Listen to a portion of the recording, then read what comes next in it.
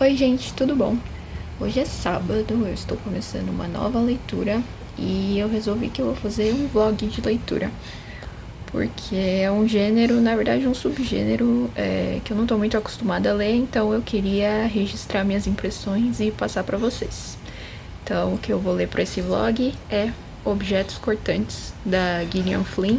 Eu sei que todo mundo já leu esse livro, provavelmente sou a última pessoa na Terra que vai começar a ler esse livro, vai começar em 2020 a ler esse livro, mas justamente por isso eu queria registrar aqui. Então, como eu disse, é um gênero, ou eu prefiro dizer um subgênero, que eu não estou muito acostumada a ler, porque eu leio bastante suspense policial, né, muito Agatha Christie e coisas do tipo. Mas eu não sei se tem nome, né, esse subgênero aqui, mas eu gosto de pensar nele como o subgênero do suspense de mulheres problemáticas. Porque é sempre uma protagonista que tem algum problema, que tem uma família problemática, que bebe, não sei o que, esse tipo de coisa. Então, esse é o tipo de livro que eu normalmente não leio. Mas quando saiu a série na HBO, eu comecei a assistir e eu gostei muito. Aí eu parei de assistir a série porque eu queria ler primeiro. E eu comprei o livro e não li até hoje. Então eu nem li o livro e nem acabei a série. Então agora eu resolvi começar o livro. E a edição que eu tenho é essa da Intrínseca, que tem essa jacket, né? Essa capa da série, que mostra as três personagens principais, né? Que a Amy Adams, a Patricia Jackson lá em cima e um pedacinho da Eliza Scanlon, acho que é assim que fala o nome dela, que aliás é uma ótima atriz. Eu digo isso baseado em pouquíssimos fatos, porque eu assisti exatamente duas coisas que ela fez, que foram essa série, que ela tem aquela cara de psicopata o tempo todo. Isso não é um spoiler, porque eu não acabei de assistir a série, então eu não sei se ela realmente é uma psicopata ou só a cara que ela faz mesmo, por ser uma série de suspense. E outra coisa que eu assisti com ela foi Adoráveis Mulheres, que ela é a personagem mais pura da face da Terra. O Edis, se viesse nesse momento, encarnaria nela. Então vamos lá, vou fazer o unboxing da capa. O unboxing da capa seria o quê? Um uncovering? Pode ser, funciona. Então a capa desse livro, na verdade, é esta aqui, que eu pessoalmente gosto muito dessas capas. Todas as capas da Gillian Flynn são assim, né? Tem algum padrão geométrico e eu gosto bastante dessa. Esse tom de azul também é lindo. E por enquanto é isso. Ok, eu li as primeiras 50 páginas e é exatamente como eu me lembrava da série. Exatamente os mesmos acontecimentos, na mesma ordem. Então, como adaptação, até agora eu já posso dizer que a série é ótima. E o livro também me pegou do jeito que a série tinha me pegado. Estou muito interessada, muito interessada. Eu gosto muito de como, sobre a escrita, né? Eu gostei muito de como ela constrói as relações. Então ela não te dá todas as informações de uma vez, sabe? Isso que é legal. Então a gente tem toda aquela ambientação de cidade do interior e a gente sente que a protagonista não está confortável. E não é só o ambiente, né? Dá pra ver que tem alguma coisa ali, a gente não sabe bem o que é. Bom, eu já sei um pouco mais do que acontece por causa da série, então eu já prestei um pouco de atenção em alguns detalhes de como ela se comporta e tal. E também tem a questão enfim, de outros personagens que são evocados e a gente não sabe bem quem eles são. Mas você fica na curiosidade, né? Você lê, você continua lendo porque você quer saber quem são essas pessoas e por que elas são tão importantes e por que os personagens que a gente vê em ação agem do jeito que eles agem, né? Então isso é bacana. Tô gostando bastante.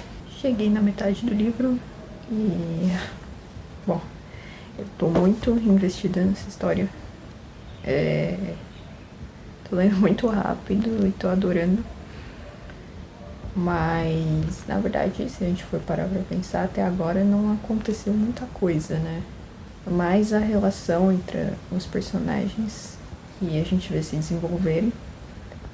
Então eu tô esperando que isso vai ter alguma conexão muito importante lá no fim da história, quando tudo for resolvido, porque ação mesmo tem pouca coisa. Mas eu tô gostando. A escrita é muito fácil de seguir, ela tem um jeito que vai te levando e você nem percebe que já se passaram 100 páginas. Faltam 50 páginas pra eu acabar. E eu ainda não sei o que está acontecendo. Mas não de um jeito ruim. Na verdade, eu sinto que eu tenho todas as informações que eu preciso. Talvez eu só goste de ser enganada. Pode ser isso. Mas, meu Deus, eu tô gostando. Eu gosto desses personagens. São todos tão problemáticos e com suas vidinhas medíocres, cheios de problemas na cabeça. Eu gosto desses personagens. Então, espero que o final não me decepcione. E vamos ver aí. Estamos à espera de um plot twist. Mas seguimos.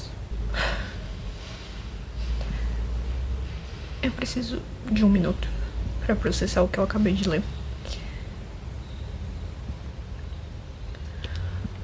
Quando eu chamei essas mulheres de problemáticas, eu realmente não tinha ideia do quanto elas são problemáticas.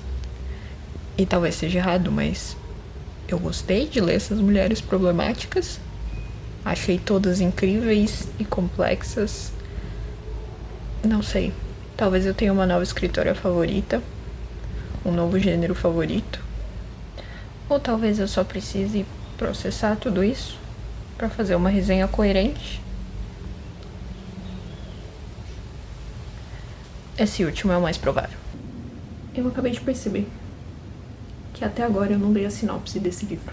Ok, Objetos Cortantes, Gillian Flynn. Aqui nós acompanhamos Camille Pricker, uma repórter investigativa que mora e trabalha em Chicago, em um jornal mais ou menos, não é grandes coisas, não é muito conhecido, não é dos melhores, mas ela, na verdade, originalmente é de uma cidadezinha no interior do Missouri, chamada Wind Gap.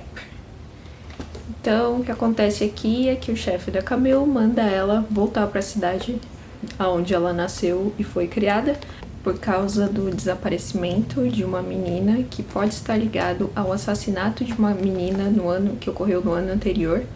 E com isso, se for um caso de serial killer, seria um grande caso para o jornal e tal. Então a Camille muito relutantemente vai. Ela não quer voltar para casa, é um ambiente que faz mal para ela, né? Ela não gosta da família e ela não tem, na verdade, ela não tem uma boa relação com a família. Mas pelo bem da sua carreira e também para se provar, ela vai reunir informações sobre esse caso. E aí, chegando lá, ela se hospeda na casa da mãe, onde ela convive também com o padrasto e com a meia-irmã, né? Que é bem mais nova do que ela. A Ama tem 13 anos e a Camille já passou dos 30, né? 34, alguma coisa do tipo. E, enfim... E aí ela passa, além de tudo, né, a ter que conviver com a família, também a tentar arrancar informações da polícia local responsável pela investigação e de um detetive que vem de uma outra cidade grande que eu não lembro qual é agora.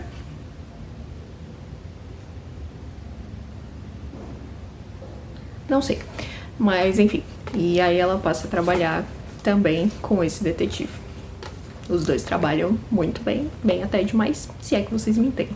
Então, a primeira coisa muito interessante aqui é que a Camille se apresenta pra gente desde o começo como uma perdedora. A gente não sabe, pelas primeiras 50 páginas, a gente não sabe muito bem por que ela tem uma mentalidade tão pra baixo, assim, por que ela se coloca tão pra baixo, né? E é engraçado, porque a gente sabe por ela mesma, né, a história é contada em primeira pessoa, e a gente sabe que ela é uma repórter medíocre, trabalhando pra um jornal medíocre, vivendo sua vidinha solitária num apartamento, mas na cidade grande. Então, com toda a apreensão que ela tem de voltar para casa, né, e toda a tensão, a gente imagina, eu não sei, eu pelo menos fiquei imaginando um pouco, nossa, ela devia ser, não sei, aquele tipo de pessoa que sofria bullying na escola, né? Mas acontece que ela é filha de uma das mulheres mais ricas da cidade. Ela era uma das garotas mais populares na escola. E é, de certa forma, esse apego ao passado que garante o respeito que as pessoas têm por ela. Mas é um respeito totalmente limitado ao passado, porque por ela ser uma mulher solteira, uma mulher que não tem filhos e uma mulher que trabalha, ela é vista na cidade dela como uma estranha, assim. Nossa, que esquisito, né? Uma mulher da idade dela que não se atém às tarefas do lar, sabe? E isso fica bem claro nas interações dela com as ex-amigas, né, de escola, que estão sempre prontas para dar aquela alfinetada, sabe? Bem aquela coisa de interior mesmo. Bom, então ela entra no meio dessa investigação e começa a entrevistar pessoas e tal. E é uma história interessante porque em termos de ação não acontece muita coisa. Tem poucos momentos delimitados que você pode falar, aqui aconteceu alguma coisa, aqui tem um fato importante, sabe? A maior parte do livro são conversas e interações que levam a gente a conhecer melhor os personagens, entender de onde eles vêm.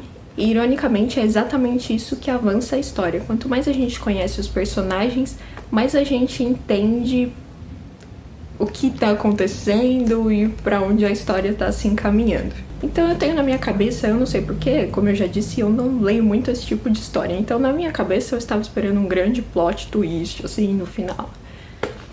Tem uma cena no final, é claro, o momento da revelação, né, que a gente, digamos, compreende tudo, compreende o quem e o porquê.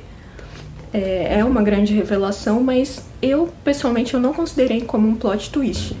Porque aquela minha sensação inicial de que eu já tinha todas as peças, né, ao longo de todas essas páginas, a autora me deu todas as peças para entender o que estava acontecendo. Então, quando veio aquele momento no final, eu falei, faz todo sentido isso. Então, para mim, o grande plot twist desse livro é que todas aquelas personalidades problemáticas com que a gente lida ao longo da história, sim, significam que são todas pessoas horríveis e todas têm alguma culpa no cartório, digamos assim. Inclusive a Camille, que não é nenhuma santa, né? Outra coisa que eu achei muito interessante também é que é uma história totalmente conduzida pelas mulheres, né? As personagens principais são 3 mulheres e tudo passa por elas. Tudo que acontece nessa história passa de alguma maneira por elas. Então elas realmente são o fio condutor dessa história, né? E isso é feito de um jeito muito fascinante, porque elas mostram suas várias facetas. Por exemplo, só para pegar um exemplo, sem entrar em muitos detalhes, né, para não dar spoilers, mas é um tema geral ao longo do livro. A gente tem a Ama, que é a meia-irmã da Camille. E ela tem 13 anos e, assim, perto da mãe, ela se comporta como uma garotinha de 10 anos. Ela é mimada, ela brinca de casinha, ela bate o pé, mas perto das amigas, ela tem 16 anos, gente. Ela se comporta como uma adolescente, uma quase adulta. Então as mulheres são escritas de uma forma que cativa muito, porque elas se mostram tanto na sua fragilidade quanto na sua capacidade de dominar. Assim, uma coisa também sobre o título do livro, eu não quis comentar porque ele se chama Objetos Cortantes, porque apesar de estar aqui, né, na orelha do livro tá escrito, logo na primeira frase, aliás, mas é uma coisa que é revelada lá pelas 60, 70 páginas, e eu acho que é importante para a construção não só da narrativa, como da personagem principal. A gente descobrindo aos poucos tudo que motiva ela e porque ela é do jeito que ela é. Então eu não vou comentar sobre isso. Então esse foi um livro 5 estrelas para mim, 5 estrelas e um coração. Eu pretendo ler mais desse gênero, então deixem nos comentários o que vocês acharam, se vocês já leram, se vocês querem ler esse livro, e também sugestões de outros livros do tipo pra mim, porque eu fiquei muito interessada. Por hoje é só, tchau!